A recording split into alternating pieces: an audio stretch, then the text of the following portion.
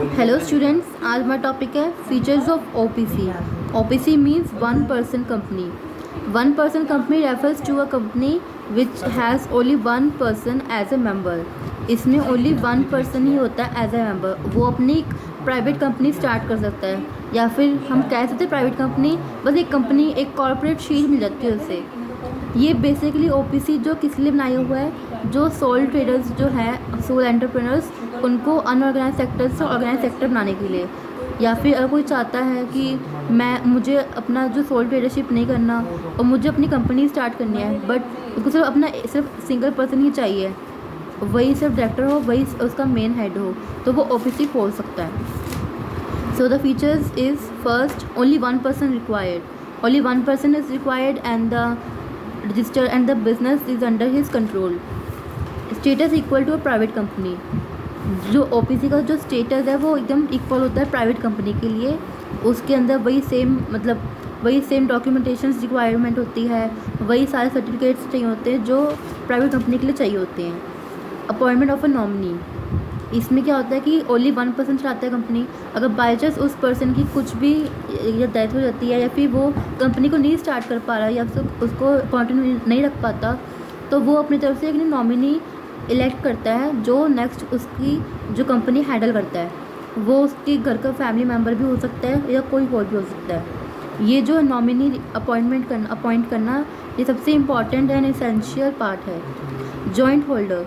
In an OPC, only one person is the owner of all the shares of the company. If two persons wish to become the joint holders of all the shares of the OPC, it can be done. In such a situation, the joint holders shall be regarded as one member. इसमें क्या है, वैसे generally जो है only one person होते हैं owner, but अगर वो चाहता है कि टू पर्सन्स बने उस कंपनी को चला सकते हैं, तो वो जॉइंट होल्डर्स बन जाते हैं उन सारे कंपनी के शेयर्स के। पर उसे हम ओपीसी के अंदर एक वन मेंबर ही कंसीडर करते हैं। लिमिटेड लाइबिलिटी होती है इसके अंदर भी, क्योंकि कंपनी जो जिस टाइप की भी कंपनी है सबकी लाइबिलिटीज़ जो है लिमिटेड ही होती है, तो इसकी भी लाइबिलिटी लिमिटेड होएगी। पर्सनल प्रॉपर्टी सेफ है, जितनी उन्होंने अपनी कैपिटल इन्वेस्ट करी है उतनी ही उनको लॉस होएगा। Special words with the name. इसमें जो है अगर तुमने कोई भी कंपनी का नाम डिसाइड किया, लास्ट में उनके वन पर्सन कंपनी जो है उसके साथ में ब्रैकेट्स में लिखा जाता है, ये नेसेसरी होता है step. Number of directors. In an OPC generally the number of directors is only one, but maximum जो है अप टू 15 हो सकते हैं। Meeting of directors. For OPC it is obligatory to call the meeting of directors twice in a year.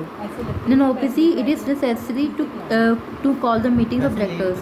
Directors की meeting होना, क्योंकि company है तो मीटिंग तो ऑफ कोर्स होनी चाहिए, तो डायरेक्टर्स की जो है मीटिंग होनी चाहिए एक ईयर में ट्वाइस इन ईयर होती है, मतलब 2 बार होती है, और उन दोनों मीटिंग्स के बीच में 90 डेज़ का गैप होता है। ठीक है, उसके अंदर फिर वो अपने कंपनी के बारे में मैनेज करते हैं, डिस्कशंस करते हैं। इस पर है annual journal meeting AGM. OPC is exempted from calling the annual general meeting.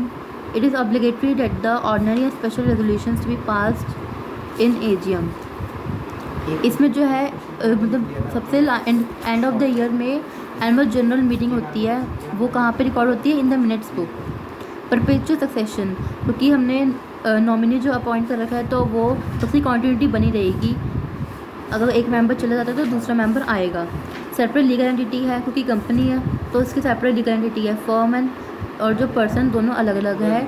उस फर्म के नाम पर कोई प्रॉपर्टी भी हो सकती है, एसेट्स भी हो सकती है, और कोई भी वो लीगल सूट भी केस कर सकती है।